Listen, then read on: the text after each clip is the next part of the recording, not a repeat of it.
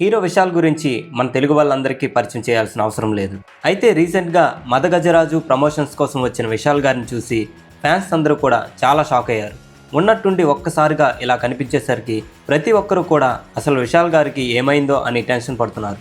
మదగజరాజు ప్రమోషన్స్లో భాగంగా ఆయన మాట్లాడడానికి కూడా చాలా ఇబ్బంది పడ్డారు. ఆయన చేతిలో మైక్ పట్టుకున్నప్పుడు కూడా హ్యాండ్స్ షివరింగ్ అవుతూ కనిపించాయి. చాలా హెల్దీగా ఫిట్గా ఉండే మనిషి ఒక్కసారిగా ఇలా కనిపించేసరికి ఫ్యాన్స్ అయితే అస్సలు జీర్ణించుకోలేకపోతున్నారు. సోషల్ మీడియాలో విశాల్ గారి హెల్త్ గురించి కూడా రకరకాలుగా న్యూస్ స్ప్రెడ్ అవుతుంది.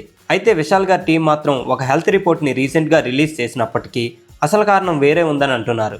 ఈ రిపోర్ట్లో అయితే విశాల్ గారు వైరల్ ఫీవర్తో బాధపడుతున్నారని, కంప్లీట్గా బెడ్ రెస్ట్ తీసుకోమని డాక్టర్స్ రిఫర్ చేశారని చెప్తున్నారు. కానీ అసలు విషయం ఏంటంటే 2010లో బాలాగారు డైరెక్ట్ చేసిన అవన్ ఇవాన్ మూవీ, అంటే మనకి తెలుగులో వాడు వీడిగా రిలీజ్ అయింది కదా. ఆ మూవీ షూటింగ్ చేస్తున్న టైంలో ఒక సీన్లో చెట్టుపై నుండి కిందకు పడిపోవడం వలన విశాల్ గారి తలకి తీవ్ర గాయమైంది. ఇమీడియట్గా హాస్పిటల్లో చేర్చి ట్రీట్మెంట్ కూడా తీసుకున్నారు.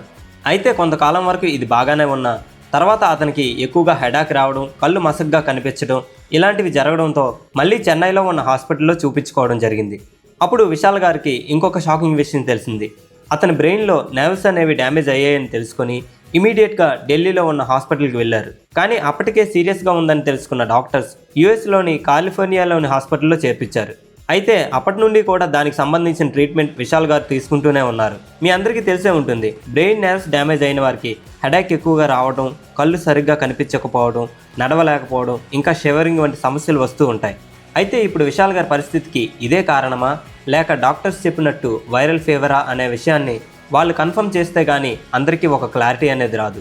ఏదేమైనప్పటికీ విశాల్ గారు త్వరగా కోలుకోవాలని, మునుపట్ల మళ్ళీ మంచి మంచి సినిమాలు చేయాలని మనందరం కూడా ఆశిద్దాం.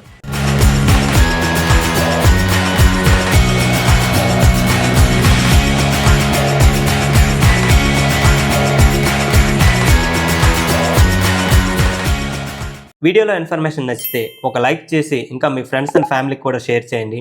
అలాగే మరిన్ని ఇలాంటి ఇంట్రెస్టింగ్ ఫ్యాక్ట్స్ కోసం మా ఛానల్ తప్పకుండా ఫాలో అవ్వండి.